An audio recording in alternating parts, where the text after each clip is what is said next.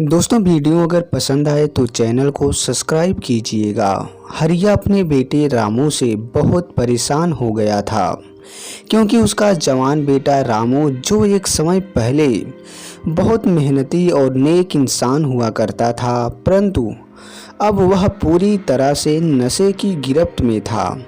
सुबह से शाम तक पूरी तरह से नशे में डूबा रहता था। एक बोतल खत्म होती तो दूसरी शुरू हो जाती थी।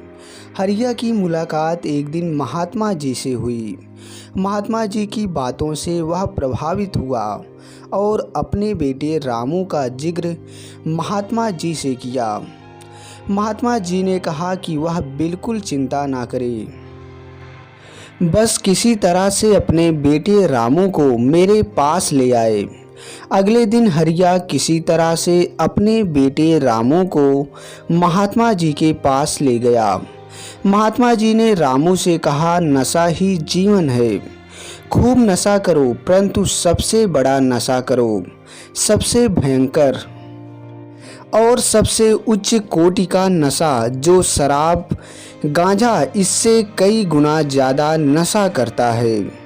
महात्मा जी ने कहा कि मैं तुमको संसार का सबसे उत्तम नशा प्राप्त करने का तरीका बता सकता हूँ। रामू ने कहा कि महात्मा जी जल्दी बताइए, मेरा दिल बेचैन हो रहा है। महात्मा जी ने कहा कि तुम 5 दिन बाद मेरे पास आओ, मैं तुम्हें नशा प्राप्त करने का तरीका बताऊंगा। रामू का नए नशे का नाम सुनकर उसका पुराना नशा उतर चुका था। रात को नींद न आती और सपने में वह महात्मा जी के साथ बैठकर उच्च कोटि का नशा कर रहा होता। धीरे धीरे 5 दिन बीत गए। इन 5 दिनों में वह नए नशे के इंतजार में पुराने नशे को भूल चुका था। उसने किसी नशीली वस्तु को हाथ भी नहीं लगाया था। अगले दिन वह उठा महात्मा जी के पास पहुंच गया। महात्मा जी ने रामू को एक खेत में ले गए और कहा, तुम्हें इस जमीन की खुदाई करना है, इसी में तुम्हें एक संदूक मिलेगा और उसी में नशे का सामान है। रामू जमीन खोदना शुरू कर दिया। कुछ देर बाद उसे एक संदूक दिखाई दिया।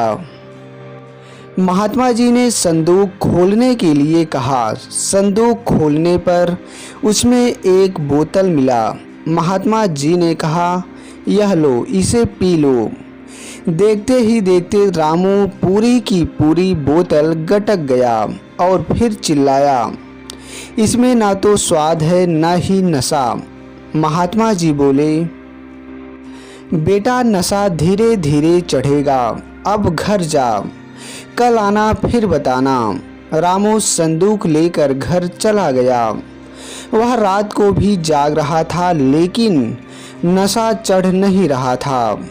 सुबह होने पर वह संदूक लेकर महात्मा जी के पास गया और बोला, महाराज, आपने इतनी मेहनत करवाई, इतना वक्त बर्बाद करवाया और मुझे क्या मिला? एक घटिया संदूक और उसमें रखी एक बोतल जिसमें पानी था। महात्मा जी ने कहा, तुम बताओ, क्या संसार में पानी से ज़्यादा और कोई नशीला है?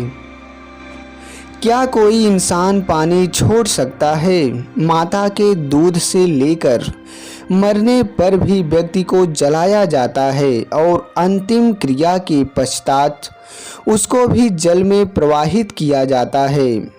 महात्मा जी की बातें सुनकर रामू नतमस्तक हो गया और उसी दिन से नशा करना छोड़ दिया।